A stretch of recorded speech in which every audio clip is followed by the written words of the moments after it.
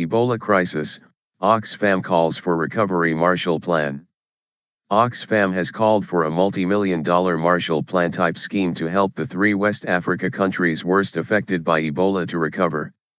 More than 8,500 people have died in the outbreak, the vast majority in Sierra Leone, Guinea and Liberia. Oxfam GB Chief Executive Mark Goldring said, "The world cannot walk away now that, thankfully, cases of this deadly disease are dropping." The charity said investment from wealthy countries was crucial. Continue reading the main story. Start quote. "They've gone through hell, they cannot be left high and dry."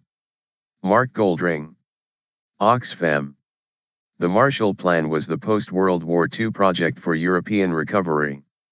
It was officially known as the European Recovery Program and launched in the name of the then American Secretary of State, George Marshall, in 1947. Oxfam wants an international pledge to agree recovery plans, with financial support given by wealthy countries. Double disaster. It said financial help was needed for three areas: providing cash to families affected by Ebola, investing in jobs and also supporting services like health, education, and sanitation.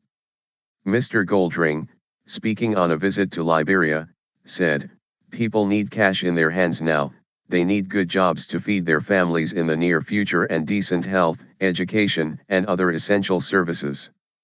They've gone through hell, they cannot be left high and dry. The world cannot walk away now that, thankfully, cases of this deadly disease are dropping. Failure to help these countries after surviving Ebola will condemn them to a double disaster. The world was late in waking up to the Ebola crisis. There can be no excuses for not helping to put these economies and lives back together. Scientists have been working on a vaccine for Ebola. Scientists around the world have been working on an Ebola vaccine, including this research assistant in Oxford."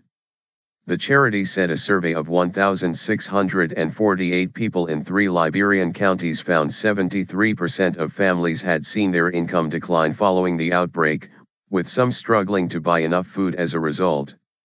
Its survey found that 60% said they had not had enough food in the past 7 days, with a quarter saying this was due to a drop in income and a fifth saying this was due to high food prices.